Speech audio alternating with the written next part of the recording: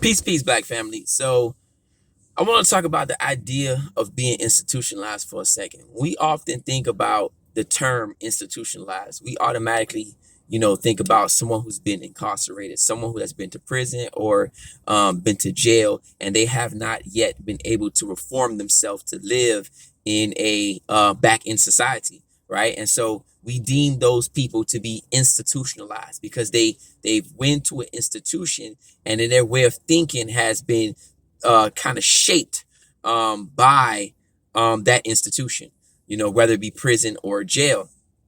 But when we look at the word institution deals with, a building, a system of government, a way of thinking, and even a family structure. So it is very well possible to be institutionalized from your family environment, right? A lot of us are institutionalized in the sense of we can't see ourselves as Democrats or Republicans or even outside of a system of democracy. Like we feel like that is the only way to govern, through democracy and capitalism. Like that's a form of institutionalized when you can't see yourself or interact, with other people outside of those forms of ideas or systems that have been given to you. That's why the family is an institution, because when you are institutionalized within your family and you go out into the world, you then share those ideas and those way of thinking and all these concepts with other people because you have been institutionalized. The family is 100% an institution. And this is why the Black family is consistently under attack, because if we come together as an institution, right, within our home, then that means that we can then create communities, right? And if we can create communities, then we then can branch off into creating or becoming a nation. So the institution is the first family. The next part is the community. And after the community, we become a nation. And this is why racism, white supremacy consistently attacks the Black family.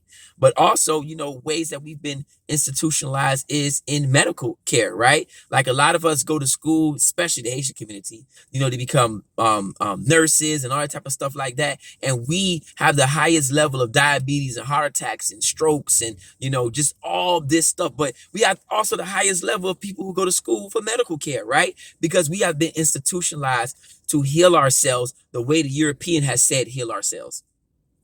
We don't know any other way of taking care of ourselves other than what the white man said you should take care of yourself. You got a headache? Take an aspirin. You got cancer? Cut it out.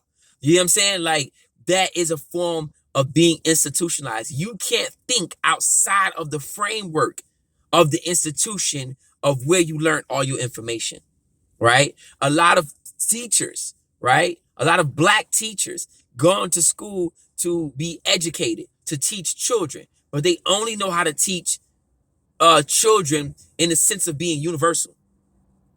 That doesn't help for our children. Our children has a special set of needs that needs to be spoken to. As Dr. Amos Wilson says, true education is revolutionary. If you're teaching the children the ABCs and you ain't teaching them to be revolutionaries at the same time, you miseducating them. You have been institutionalized. You are now sending them back into the world with the idea that they are black-skinned children with white souls. And that's not the case at all. So if you're not teaching that revolutionary education along with the ABCs and 1, 2, 3s, the education is just another form of institutionalizing these children or socializing these children to do what? Work for white people. African people education should not be the same as European education. The same way that white people's religion should not be the same as African people's religion. We should have a totally set different religions. The oppressed should never share the religion as the oppressor. And that's another form of institution, religion. Again, dealing with the concept of religion. I know this might hurt a lot of people's feelings. A lot of people might get upset. Don't tell me I'm institutionalized when it comes to religion. That's a part of the institutionalizing. You getting upset about hearing that, right? I'm not talking about your belief system. Your belief and your faith is totally something different from the institution that has then given you your belief and your faith, right? You can believe in your thing. Not saying you can't believe in your thing, but then you have to ask yourself, where did you get this thing from? Who benefits from you thinking this thing? Because that's a part of institutionalized as well. Or you can call it socialization. You have to ask yourself, who benefits from me thinking this? Who benefits from me acting this way? Who benefits from me saying, I don't care, I want to buy all this Gucci, I want to buy all this product? Who benefits from that? The institutions that you then go spend your money with, right? Who benefits from you, not wanting to disregard some of the creature comforts of the world, saying, you know what, I want to go live in the woods. I want to go to Africa and start all over again. Who benefits from you being comfortable in this United Snakes of America? And I'm not saying, the cure for everything is to run back to Africa. Please don't confuse that, because Africa is anywhere that Africans are. What I'm saying is that a lot of us been so institutionalized that we can't even see that we don't see ourselves outside of these institutions. We don't see ourselves practicing voodoo, Ifa. We don't see ourselves when we get sick turning to the herbs and the plants to heal ourselves. We don't see ourselves, saying, okay, maybe reading may not be the most fundamental thing that we need to be focused on. Maybe race for the first 5 or 6 years or 7, 8, 9 years, we should focus on that with our children. Teaching them an identity. If they're not reading by 7, that's fine.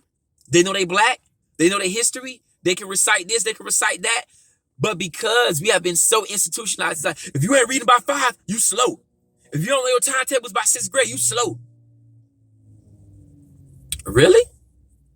Really? When we can go back just a few hundred years ago and most of society was literate or non-literate, illiterate. Does that mean that they were slow? So because the institutions have given us benchmarks and say, if you're not here at this point, you dumb, you slow. That's institutionalized. And then we didn't take those things and then project them onto our children and our families and say, your child behind because your child not meeting this benchmark. But your child is elevating in different areas of thinking. Your child can think higher than the child that knows all their timetables. Your child can think higher and solve problems than, you know what I'm saying? So what I'm trying to say is, like, being institutionalized takes its form in many different ways. How we view the black family. A lot of us can't see ourselves outside of one man, one wife. And this is not me promoting polygamy, right? I'm giving facts. A lot of us can't see ourselves outside of one man, one wife. The white man said, this is what marriage looks like. This is how you should get married. You got to go to the courthouse. They don't believe in spiritual ceremonies. So hence, since they don't believe in it, you don't believe in it. And then you say, you don't love me because we ain't getting married in the courthouse. So now let's go down to this institution. And when they sign a document and say we married, now we married. That's being institutionalized. That's being institutionalized. And I'm saying, as African people, we have to learn to think outside of all these boxes, because we have to begin to look and say, who benefits from us thinking within this framework? Who benefits from us living our lives in this way and thinking in this way and argue about Democrats and Republicans and democracy and communism? And I want to know about Africanism. Forget communism. Forget democracy. It's shenanigans.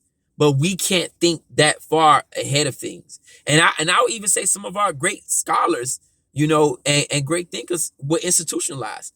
They couldn't see themselves outside of these institutions. And that's not disrespect any of our great scholars or any of our ancestors. But if we want to change and have a different reality, we must begin to think so far outside of this framework. Even if you in the framework, you still have to think so far out of this framework that it's able to work in your best interest. If not, it's just another form of being institutionalized.